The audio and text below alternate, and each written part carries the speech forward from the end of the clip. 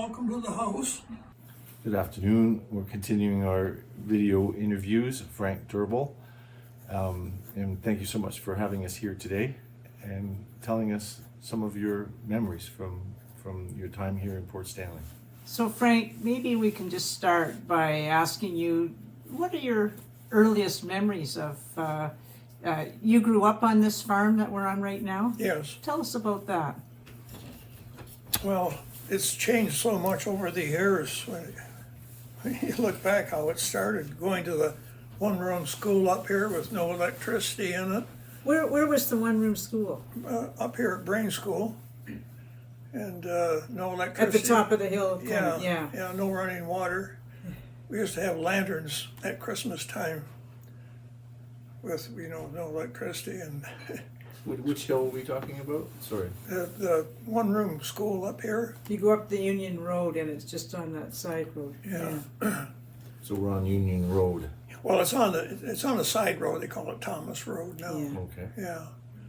And the teacher came from St. Thomas her first year. She was only 19. She'd come down on the LMPS about 7 o'clock in the morning, come over here and have coffee with my mother, and then I'd walk to school with her. So not to be too personal, but what year would that have been that you started school? 1943. Yeah. Yeah. And was that for grade 1 or? Yeah, grade Yeah. 1, yeah. Wow. Yeah. So it's a one-room schoolhouse. It Yeah. was a wooden structure? Yeah. Originally it was a wooden structure and it burnt down, and then they built a brick one. Oh, interesting. Yeah. And I think, does somebody live in it now? Yeah, they Yeah. converted it over to a house now. Yeah. So how many kids would be at the school? Oh, anywhere from, let's see, be about 15 or 16. But then I think it was in 45, there was only 7 kids in the school. Not enough to keep it going, so they sent us down to Port Stanley School for 2.5 years. And then the Dutch people moved in here and they had big families, so they opened it up again. Opened it up in 47, I think it was. Again, as a one room, yeah. No, there'd be different ages, different grades? Pardon? Different ages and different grades. Oh, yeah, all 8 grades, yeah. And this one teacher would do One teacher handled it that. all. Amazing. Do you remember the name of your first teacher? Yeah, there? yeah. Norma Canning, Okay. yeah. Yeah, 19 years old. Wow, she had her hands full. yeah. Coming from the city out to a one-room school, and yeah, she took us over in the gullies in the spring to catch frogs, and we had frog legs for breakfast. They were good too. Only the people that caught the frogs could eat the breakfast. Oh, well, I was only in grade 1 or 2, but I was introduced to frog legs, and they were good. She made an earthen barbecue the next day, and she had a frying pan, and we cooked the frog legs in the frying pan. Poor little frogs. Yeah. So that doesn't sound like schoolwork. Well, no, but then we had Arbor Day. She'd get my grandfather's buggy and the horse, and she took us down here to get stones for around the gardens and so on. Down here to the creek or Yeah. something, eh? Yeah. Yeah, introduced me to fishing. I threw a line in the creek and caught a carp, and the carp was so big it pretty near pulled me right off into the creek. The line broke. I don't know, one of the guys may have grabbed me or something. I would have been taking a swim. But So living right on Kettle Creek, you didn't, your parents weren't fishing and giving you fish for supper. no, but Yeah. my uncle said he'd like to come down here with a net, and he'd take the net down there and catch a lot of fish. Yeah. Yeah. Yeah. And you've got orchards here. Was it orchards in those days when you were growing Yeah, up? there's or- been orchards on this farm for 180 years. This is the first year there hasn't been an they're apple gone. tree around here Yeah. because the old standards weren't selling much anymore. So we had to take them out. What kind of apples did you grow when you were We a had kid? the main one was Macintosh, and then Empire, and we had some Spies at one time, and Matsu. That was a newer variety, and So that- Red Delicious. All those variations were being farmed here for 100 and About 180 years or so. Yeah, years. started over there. My great grandfather had a grist mill over there on Beaver Creek. So The millstones out in front of your place, Yeah. are they from there? Yeah, they're from the mill. And was that in what we know of the old village of Selburne, or? Well, they included it as part of the village, I suppose, but the village was down there a little further south. The southerly field that I worked was the main village. So your mill, is that the one that's over at John Smith's now, or was that a No, different that was the one? one down here. They called that Bell's, or George Bell bought it at 1945, I think. I forget the owner before him, but it was Bell's. They called it Bell's Pond, and So your mill was a little further north? yeah, it was up the just creek? over here, Yeah. right by the railroad tracks. Is that structure there anymore? Pardon? Is the building still there? Oh, no, No. no. It was all built out of walnut too, Wow. black walnut. But a tobacco farmer on the other side of the highway, Claus Berendrad, I don't know if you've ever heard of him or not, but he bought the timbers and stuff. He built a barn or something with them, I think. So that was your grandfather that had the grist mill? It'd be my great-grandfather. Great-grandfather. Yeah. There's some pictures of that mill in the museum, the new museum Okay, uptown there, you know. Yeah. so we can look on, maybe on Yeah. the Elgin Archives website even. Yeah, I think there's a couple of pictures. Of course, the cameras in those days weren't as good as they are now, you know, but you can still see the mill. And I think there's a horse and a wagon emptying bags of stuff into it. And So- that, oh, go ahead, Dave. So the grist mill, did they take in other farmers' product to? Oh, yeah, that everybody Because brought you were theirs. doing apples here. Pardon? Was it just apples that the farm was being run Oh, for? no, This is my previous grandmother had generation. cattle and Yeah. pigs and chickens and stuff like that. But your great-grandfather that had the grist mill, had he come from England or something, or from America? His father came from England. His father had 2 or 3 businesses in Selburne. Yeah. And when I was working the ground, I'd still bring up stuff, kids' toys and horse bells and stuff like that. They had a store of some kind? Yeah, he there? had a general store there and ran a foundry, I think, too. And that was by the name of Turville? Yeah, Yeah. yeah. And was it your dad that started the apple orchard, or your grandfather, or? It'd be my great-grandfather. Oh, same one that had the grist mill? Yeah, Okay. yeah. Yeah. Of course, an orchard in those days maybe only consisted of about half an acre. You know, you did not like today. They have so many trees in a farm now. Yeah. So it would just be part of the farm would be the orchard? Yeah, Okay. yeah. Well, tell us about your growing up. You went to the one-room school. You went in school in Port Stanley for a little while, Yeah. and I suppose you met there all the Port Stanley kids, eh? Yeah, Yeah. quite a few of them. Yeah. Yeah. And we're what, a kilometer from Port Stanley, something like that, right now. Yeah, about a kilometer and a half, I suppose. Yeah. Was it a regular thing to go into the village when you were growing up, or was it sort of a once in a while? Or? With my family, I mean. Yeah. Well, we'd go there quite often. My dad belonged to the Kanagi Yacht Club. In fact, he helped build it. Ah, That's when it was on the end of Main Street. And then they had to move it because they put oil tanks there, and they had to move it across to the beach. And then from the beach back up where it is now. So it used to be for sailboats to be? Sailboat, yeah. So other people had their sailboats there too? It was a bit of a marina, was it?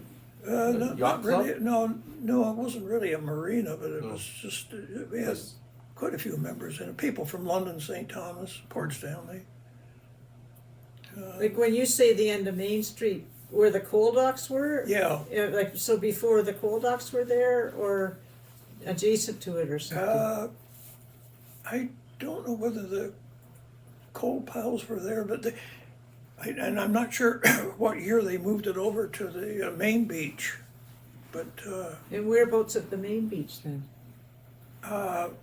well, you know where they made what they called who was the reeve down there? Sylvia Hoffus. Hoffus. Yeah. Office Park. That was a turning basin for the freighters, but that's where they anchored the sailboats in there. Right. just off to the side so the freighters could still turn around. Yeah, they backed the freighters in there to turn them around and get them back out in the lake again. And was it because of the freighters coming that they moved the sailboats? No, further up, or? Joe McManus wanted to build an oil tank there. So the story was he paid off the commodore of the yacht club, and they had to move the yacht club out of there so he could put an oil tank up there. But it was a great place, you know, that it was sheltered in there, and the kids could swim in there without having to go on the other side where the lake was always rough. Yeah. Okay, so we're talking about the area that's now McAsphalt, where those oil tanks are? The McAsphalt is where the old Bessemer slip was. It was close to the yacht club, but the yacht club is just a little bit to the west. Because there used to be more oil tanks, I guess, than there are now. Yeah, Yeah. But did they fill in the land in order to put the oil tanks? yeah. Oh, okay. Yeah. Fill in the water in order to, Yeah. which is where you used to have the boats moored. Yeah, well, of course, that's all Sylvia Park now. But Mm-hmm. Well, that's interesting. when they first moved the yacht club over there, they put it in, I don't know why, they put it on sort of like stilts in the water, which wasn't a good idea, and they eventually moved it back onto the beach a little bit. But it was pretty handy. The boats didn't have to go up the river to anchor or anything, you know, like they do now. Mm. And were you boaters, your family? Yeah, Yeah. my dad had 2 sailboats. Yeah. And how about you? Did you like to get out sailing quite a bit? Oh, I got it. Yeah, I bought a sailboat from Walter Rogers. You know, you remember Walter Rogers? Probably at Sparta had the orchard there. Oh, I remember the name. Yeah. Anyway, his boat was anchored at the yacht club there, and it broke loose in a storm. They had them, you know, not on the. They didn't tie it up to the wall or anything. They had an anchor in the bay, and of course the rope broke, I guess, and his sailboat washed up on the rocks and banged in the side a bit. So I finally bought it from him for $25 and got it fixed up. And that was your sailboat. And yeah. what kind of a boat was that? It was a Erie class sailboat. I got a model I can show you later if I can remember before you go. If you'd That'd like be to see great. it. They were all built. There was 8 of them. I think 8 or 9 of them built in Port Stanley, right by the lift bridge there. So a wooden boat. Yeah, they were wooden boats. Yeah, And how long would they be? 18 feet. Okay, Yeah. good size. Yeah, Good size out on this lake because the waves can be very harsh to a smaller boat. yeah.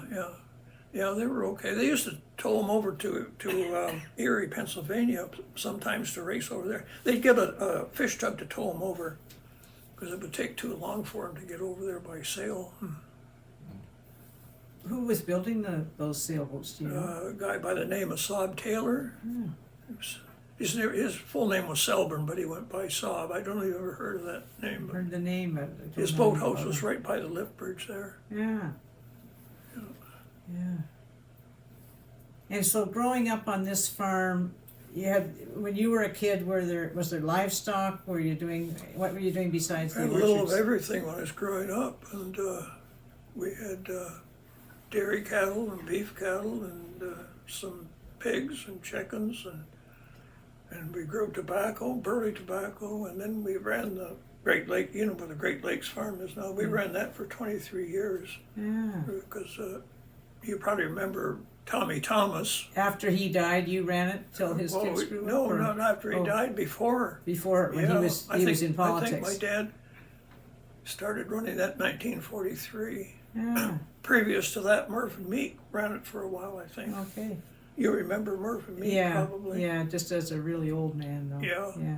Yeah. So it sounds like you were pretty busy your entire life on this Well, farm. yeah, the work we did, it boggles my mind the work we used to do. Always something to Because do. all year long. Did you ever work anywhere else? No, Did you? No. no. This has been your entire life here doing farming. Yeah. Because when the tobacco was done, when it was all graded and everything, in the wintertime, as soon as it was done, you're out in the orchard trimming the trees. So The burley was what they made for cigars or something, wasn't it? Or the pipe stuff that we tobacco? grew, I think they said they used it for wrappers for the cigars. Yeah. So, And did you have a tobacco kiln here? yeah, Yeah. yeah, we had, there was, I think there was 5 kilns on the, 4 or 5 kilns on the Thomas place. We had one over at the farm over here, the Stacy farm my dad bought in 1948. You remember the Stacy family, maybe? Just by name again, yeah. Yeah. Well, back in the 50s, between Port and Fingal, there was, I think there was, I've counted about 28 farms along the road, going back half a mile off the road. Now there's about 3 or 4. So they've all got It's all bigger farms all now. bigger Now- farms, bigger Yeah. machinery. The combines are $1 million Yeah. now. You And gotta that be doesn't farming include a the lot. attachment that goes on the front of the thing either. Yeah. Are you still running this farm? No, I rented to Brown's at Fingal. He used to be the fire chief. I don't know if you yeah. know John Brown or not. But he's my age, 1 year younger. But he just helps his grandson. His son died there a few years ago. He's got 3 grandsons who run everything now. So when you were growing up and producing milk and everything else, where did you sell it? Did you sell it directly in Port Stanley, or did you? No, the milk went to Carnation Milk in Aylmer. Mm-hmm. Guy by the name of Max Jameson from Union was the guy that picked up the cans out of the road. I knew Max very well. They had to be very out well. there at 7 o'clock in the morning too. So Wow. yeah. And so tell us about some of the changes you've seen in Port Stanley over the years. In Port Stanley, the village itself, you Yeah, mean? yeah. Oh, it doesn't look like the same place as it was back in the 50s. You know, it was like called the Coney Island of Canada or something at one time. As a teenager, did you go over and take part in some of those things? Like, did you go to the Stork Club, or did you go to on the Ferris wheel, or any of those things? Oh yeah, Ben and I went to the Stork Club in the 50s quite a bit. We saw all those big bands, Dorsey Band, Guy Lombardo, and We Louis were in high Armstrong, I school can't together. remember, Dorsey Brothers, Harry James. Wow. So you started going to those music performances when you were in high school? At the end of high school, At the end of high school? Yeah, I think about 1955, we went there. And where did you go to high school? Did you go to STCI? DCI. And was there a school bus, or did you take the train in, or what We did you took the do? train for the first 2 years. The LMPS was still running. Took that for 2 years, and then we had to take a school bus after that. So sometimes that train, if there was an ice storm, the train couldn't go through with the ice, so they'd send us out in front of the train with wooden poles and knock the ice off the lines, and then the train could go a little further, and then you'd have to get out again and knock the ice off. Sounds like it'd be easier just walking, wouldn't it? Yeah, it would have been faster probably. You wouldn't get but- to school on time that way, I guess. While it was coming home, it was okay Coming going home. that day, but I remember during the day we had the freezing rain. Yeah, Sort of like we had last week around here. Yeah. Yeah. and then they had a steam engine here too. If they had an electric locomotive, but sometimes if there was a storm or late storm, they'd get the diesel or the steam engine to pull the freight trains out of Port Stanley. Wow. Pull the electric ones. Mhm. They would pull the locomotive, the diesel one would pull the electric ones? Is that what you're No, the steam engine, they'd hook a steam engine onto all the coal cars. It must have been a much older engine, would it? Yeah, it was a pretty old engine. I forget. It was diesel, like running a steam engine. Diesel fuel. Diesel fuel running the steam engine. Oh no, they used coal. They used coal? Yeah. Well, then it must have been very old. Yeah, it was pretty old. I don't know. Maybe they converted it to oil later on. They did convert some of them. Of course, there was still a lot of coal coming into Port Stanley in Yeah, those days. great big Yeah. coal piles down there. Yeah. Yeah. Did Have you- you ever? Did you have a coal furnace here? Yeah, Yeah. yeah. My grandfather, he hated coal. He'd go to take the team of horses down to the coal piles to get coal, and the horses wouldn't go across that lift bridge unless he put a blindfold on them. He put Yeah. the Did you see bag that? over their head, and they'd go over the bridge. completely covered their Yeah, vision? yeah, they didn't like looking down. Yeah. Oh. I didn't like it either as a kid. Did you? I remember being afraid. Yeah. Yeah. Did you go to CCI then? No, it was done by the time went to Central Albion. Oh, Central Elgin. Yeah. Oh, mhm. Yeah. Can you remember some sort of major events from way back? Things that sort of stand out in your mind of things that might have happened in Port Stanley or affected Port Stanley? Well, there's various things, I guess, not too much. I remember the tornadoes that went through here. That stands out in my mind. Okay, yeah. Did about $65,000 damage to this house. Wow. Was that the same one that hit Harry and Shirley Foster's place? Yeah. Yeah. Yeah, So that was in the late 80s sometime, 1990, 1990? January, August 28th, wasn't it? August 28th, 1990. Wow. And usually a tornado is a fairly narrow swath that does a lot of Yeah, damage. So yes. where did it come in? Like, I haven't heard about this. Oh, you haven't heard about it? No. Well, it started up at, where you say Frome, and went in, came right down through the gully here and hit the farm over there. He just put a new roof on 2 barns and took the roof off again. He'd only had it on for about a month, and storm took it off again. Knocked my big barn. I had a 2-story barn. It knocked that down. Anybody injured in that? Well, a neighbor had a slate, Murph Meek's house, a slate roof. The slates got whirling around like that, went right into my arm. Oh my God. And I was outside. Well, we went out to try to open the barn doors. We thought it was just another summer blow. Yeah. And we couldn't get the barn doors. There was so much pressure on them, we couldn't get them open. And then there was a drive shed out there, and the roof took off and blew right over and hit the main garage over here and knocked it down. And so I went behind a cement wall out here. Wow. When you realized how frightful it was, Yeah. you got down behind some Yeah, walls. when I crawled out from there, there was about a beam about 8-10 inch square beam right about this far above my head. One end had landed on the roof of the old chicken house, and the other was on the grass, and I was crouched in behind there. You were very You were smart to lucky. go down there behind that cement wall. Yeah, I went in there. Anybody else around at the time? Yeah, Brent, he was with me. He tried to get to the house, and he couldn't get to the house. There was so much rubbish. He ran down into the cornfield. He said he couldn't stand up. The wind kept knocking him down. Yeah. He was lucky he didn't get hit with something too. Yeah. So, did you ever read Frank Prothero's books? You know who I mean? Yeah. Oh yeah. Yeah. He's got a lot of history in those Yes. things. Yeah. No, Yeah. he's a great guide and so much about Port Stanley. Yeah. Yeah. So tell us about your sailing trips. You went out on this sailing boat of yours. Would there be other races from the village, from other people in the village? Well, Jerry, the Okay. place you bought there, he was in partnership with a couple other fellows, and they had a 30-foot sailboat, That's and they cool. wanted me to crew with them, so I sold mine and sailed with them for quite a few years. Jerry Kernahan. Yeah. We'd go across the lake, races across to Ashtabula or Mentor Harbor there, Ohio.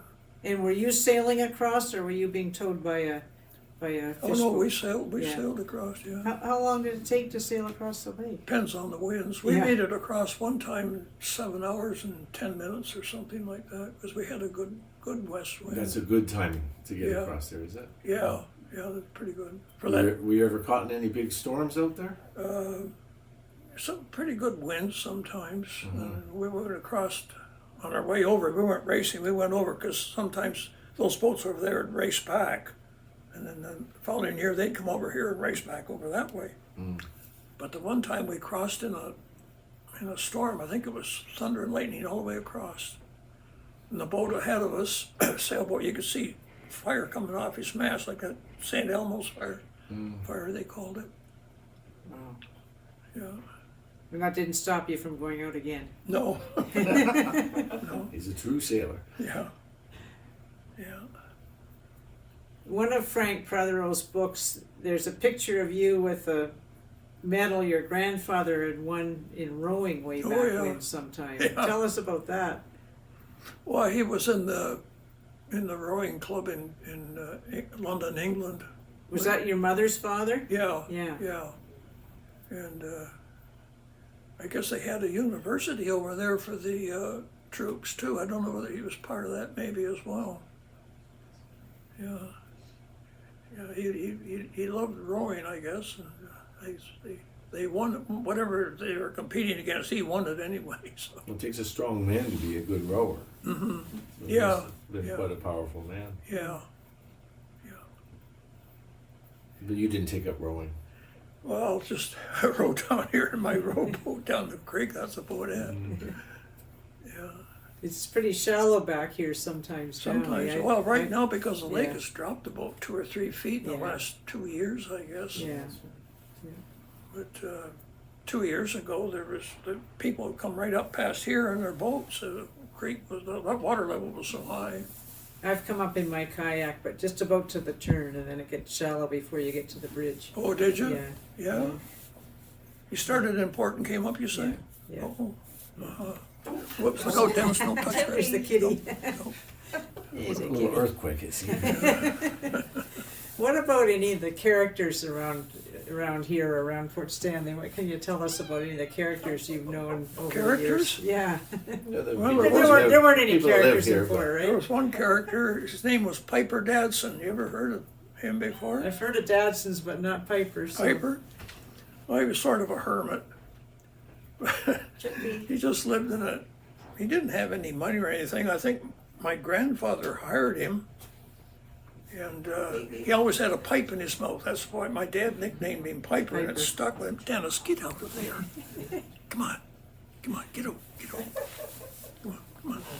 She's a nice kitty. Yeah, he did. They gave him a little plot of land down here, and he had a small cottage they had brought down from the Ferguson farm up here. They Oh, yeah. skidded it down on logs and put it up there for him. But other characters, I don't know. There was So he had this little house that he lived in, yeah, and this is your grandfather gave him this plot, sorry. well, I don't know who owned the I can't say who owned the little property down here, but he took title of it, I guess. Okay. So yeah, he worked for my grandfather a while, and then he worked in the garage in Port Stanley for a little bit too. And then he just disappeared. Yeah, well, he finally passed Passed away. away. I don't know how old he was when he died, but and then there were there's been other characters around. Stacy's over here. There's some stories about him, and Yes, go on. well, I don't know. If you want me to tell one story about that I heard Sure, about the yeah, You Stacy? can always cut something out if Yeah. it's too much. Well, Marvin Stacy was his name, and this story's passed down to me. He was eating his cereal one day, and he kept going like this, his cereal. And he finally looked at his wife, was Ellie. He said, Ellie, he says, give me another box of cereal. I haven't got time to pick this mouse shit out of the cereal. Oh, dear. Stories like that, Yeah, I can't think of any other ones, but I'm sure there are some, but I just can't recall them right now. Except my uncle, maybe my uncle there, Merv over here, Merv Meek had cider. He made cider and put them in barrels, and the story was that my uncle and the guy up, Who's your uncle? my Uncle Dean, Dean Turville was my name. Yeah. He's my uncle. But they stole a barrel of cider, and they knew somebody had stolen it because as they rolled it down the side road, it left it rot in the road. I don't know where it ended up, but that was a story I heard later on. Yeah, there's a lot of other stories around too. Yeah. Were you into the village quite a bit when you were here so busy on the farm? Maybe sometimes we'd go to get groceries down there. Sometimes we'd go over to Union. There was 2 grocery stores. Back when there was a store there. Yeah, Okay.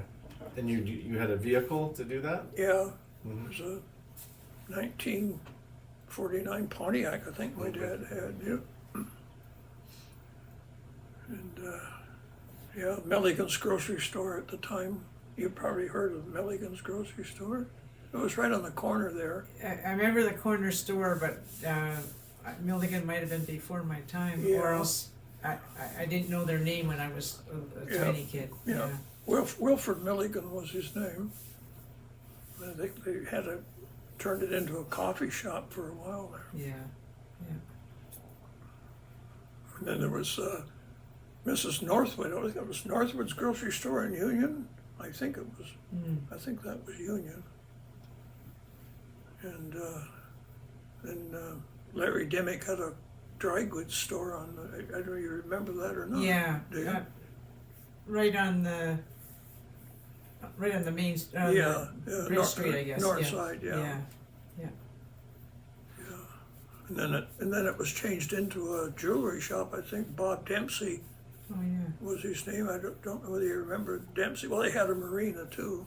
And was that kind of where Two Forks is, or where Yeah, Arkansas yeah, or both in that something? area. Yeah. There's an empty lot there now on Bridge Street. Was there a building in that empty lot? Do you remember? Which is now Two Forks sort of patio area. There's But you call that an empty lot, you mean, or is it? well, The like a patio part. Patio. patio. It Patio. seems like there must have Yeah, been a building there at one time. Yeah, I can't recall what was in there years ago. Must have I've been forgotten. like a fire or something that must have taken it out. I'm not sure. Yeah. There've been a few fires in Port Stanley, though, eh? Do you remember any? Do you remember when the Stork Club burned down, or when Yeah. the Clifton burnt down? Yeah, Start Club, I think it was 77, I think, somewhere around there. Did you go over to see what was happening, or you just heard about it after? Yeah, we had the kids in minor hockey.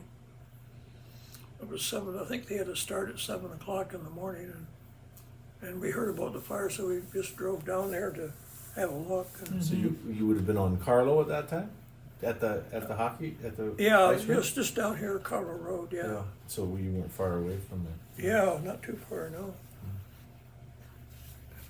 And then they had Start Club, it finally burnt right down, or they wrecked it, I guess, after that. But they had a lot of fires in Port Stanley. If you're reading Frank Prothero's books, or the old bathhouse, somebody torched it too. Yeah.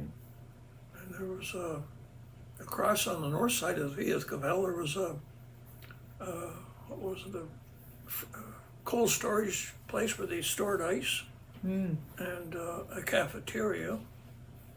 I think my dad, when he was young, he worked at that cafeteria for a year or two. And he was a lifeguard on the beach for one summer too. So he wasn't just working on the farm. He had, as a teenager, some other Yeah, jobs. there wasn't much to do because the farm wasn't as big back then. Yeah. You know. By the time you were that age, the farm was keeping you busy. Yeah. Oh Yeah. yeah. Well, he started growing tobacco on my grandmother. She had a small farm, 50 or 60 acres down here. Across the road there. Yeah, it's just the first place on your right going down the road there. And it was up in the hills Yeah. there, so. So they converted it from something else to tobacco at that point? On this farm, you mean? Where he- your father was growing. He grew sweet corn up there too. He could get it started early in March, because it was protected up in there. And he'd sell the sweet corn, get a good price for it. 50 Everybody cent- wants it early. Pardon? Everybody wants it early in the season. Yeah.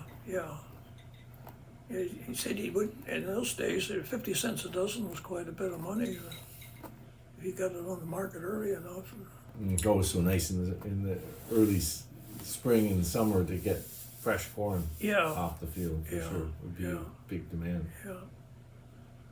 as it is today. And I think he had 2 tobacco kilns. I think it was 2 there.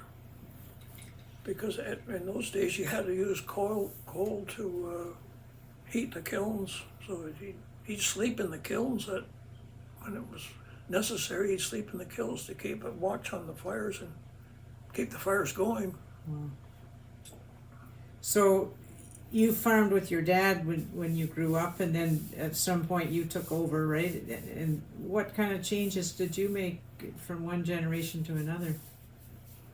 Well, I got rid of the cattle because I was losing money on those things.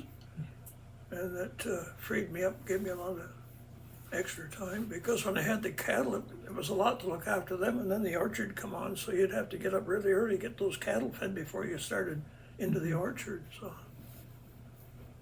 But I made a self-feeder for the cattle, and that gave me a little extra time too, because I'd fill those feeders on the weekend, like on a Sunday or something, I'd get them full, and then I had the whole week that I didn't have to go and feed them. So by then you didn't have dairy, I guess. You No, were doing beef cattle by then. we got out of the dairy in let's see, what was it? 1957, I think, was we got rid of them. Got rid of the pigs and got rid of the chickens, so everything was kind of centralized on one product. You do a better job at it that way. And then how did your dad come to be running Great Lakes Farm? I think Mr. Thomas asked him to do it. Yeah. As far as I know, He was in politics, so he wasn't around as much, probably. no, not quite as much. But he always came down on the weekend. Yeah. And he'd bring the family down on the weekend sometimes. They like to come down to the farm up there. Yeah. Yeah. Shirley just died. You probably knew Shirley, did Very, you? very well. Oh, did you? Yeah, I spent countless hours over there hanging out with the horses. Oh, did you? Yeah. Yeah. Well, so is there anything more that you could bring to the people listening about the history of Port Stanley that you remember as a I've kid? read so much history of Frank Prothero sports, but of course Well, that's okay. the one I got now is about the Port Stanley Railway. The LMP all the trials and tributes they had Yeah. to get that thing going, and Yeah. the coal boats coming in. Yeah.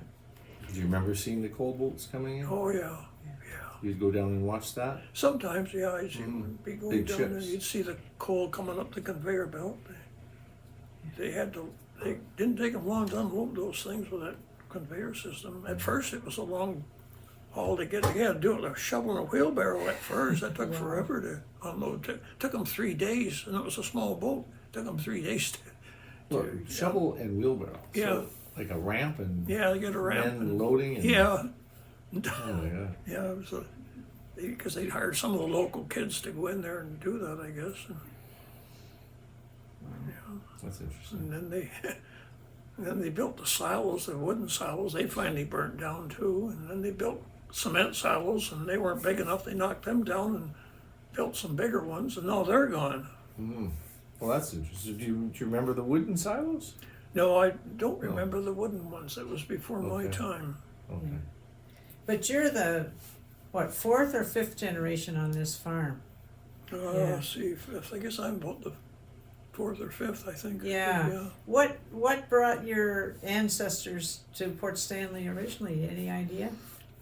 No, I'd just be guessing if I said I don't think they couldn't make a good business in England or something. There was an opportunity to get over here, and there was 4 brothers came over. First one was my great-great-grandfather, and then his other brothers followed. Yeah. And did they all settle in this area? Yeah. Yeah. James was down here. Richard was in St. Thomas. William was in London. And Henry went to Wisconsin. And he entertained the president there one night. Teddy Roosevelt was going through out west, and he stayed with my Uncle Henry, being my cousin Henry, I guess. So what did Uncle Henry do? What was He started a market garden when he was over there, flowers and vegetables, and he'd I don't know if he was on a lake or something, but he had a boat that he could go over to the main part of Wisconsin, I guess, with these things every day, and he was quite successful at it, I guess. And then William, he became a lawyer in London. His son was Frank Turville. I don't know if you remember that or not. He was a football player for the Toronto Argonauts and the Wow. Hamilton Tiger Cats. So you're not the only Frank Turville. No, Well, Frank, this has been so helpful, so informative, and thanks for taking the time with us this Oh, you're afternoon. welcome. Yeah.